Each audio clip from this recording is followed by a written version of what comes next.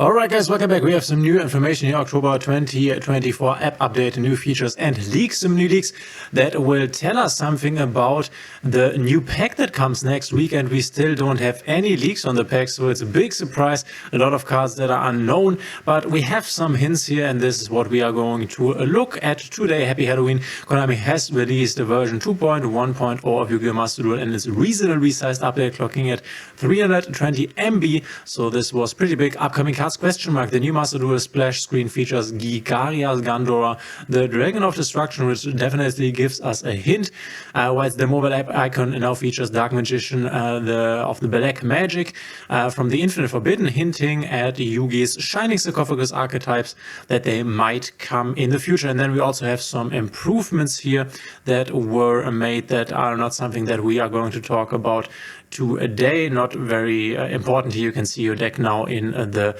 battling screen, but the important part is that this kind of tells us what is happening, or probably most likely happening, within the next pack, which we don't have any information on right now. I have talked about what I am expecting in the next pack, and we also have this little hint for the Fiendsmith engine where they gave us the Moon of the Closed Sky. But let's quickly take a look at this. We have Legacy of Destruction. Let me quickly put this to English here, because this is what we are, English, not German.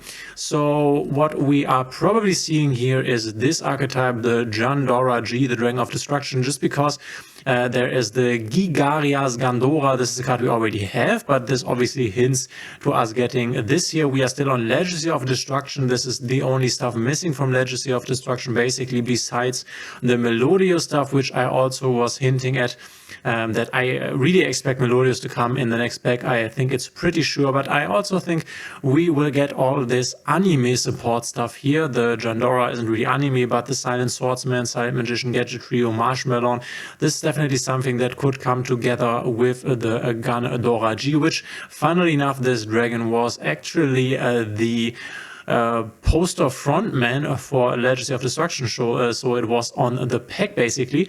We are probably getting the Melodious stuff, and then we can quickly scroll down here to find out about more of this anime stuff, but this is not in this pack, but in the next one is Shining Sarcophagus that we will probably get, that ties together with this archetype on the top right here. So I guess Konami wants to finish Legacy of Destruction in this upcoming selection pack. This is what I would guess, honestly. So we can quickly scroll down. Shining Sarcophagus, we might get something like the Varuras here. We are still missing that one. Cards like Future Silence. And if we scroll down even further, we can see that most of the stuff we are seeing here we already have. So I guess this is our Leedy finishing pack, Legacy of Destruction finishing pack. It's important to note here, though, that even if we get all of the remaining cards here from Legacy of Destruction, namely the Melodious stuff, which would be an entire archetype support that we are missing right now, I guess cards like the Nightmare Apprentice would still need to come to the game. And then obviously this anime-related stuff on the top here. I think we are still not done for the entire pack. There is still a lot of slots free, so I guess the next thing to look at is the Infinite Forbidden, where there's another anime kind of like archetype that we might see if they want to go for a more anime centered pack. This would be the Millennium stuff here. Once again, switching this over to English in case you want to read here on the screen, we have the Millennium stuff right here, which is the Millennium Shield, the Millennium Golem, as well as Sengijin, which is an old card, so a retrain once again. And here we can see the Dark Magician, the Magician of Black Magic, if I am correct here, if Shining Sarcophagus is on the field, and this basically refers to the card we have just taken a look at, Shining Sarcophagus.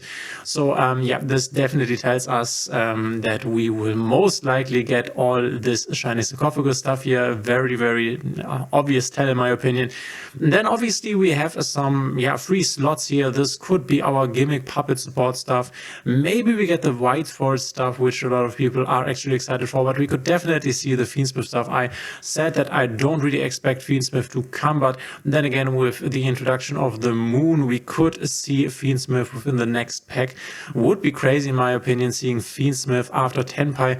I don't really think Konami wants to do it like this, but you can also let me know in the comments what your take on this is. I think that is not that clever in a game perspective, in a keeping people like excited for the game perspective, to release very, very strong archetypes after another, because now we are in this Tenpai meta basically, and I think they want to wait a pack until they give us new, very meta relevant stuff like the Fiendsmith stuff here, so that we keep playing the Tenpai stuff. Some new cards will be added, so these anime cards most likely that will not really make a big splash in the game. We get the Melodious stuff, you will see Melodious here and there, but nothing too fancy, and not a lot of people will pick this up probably.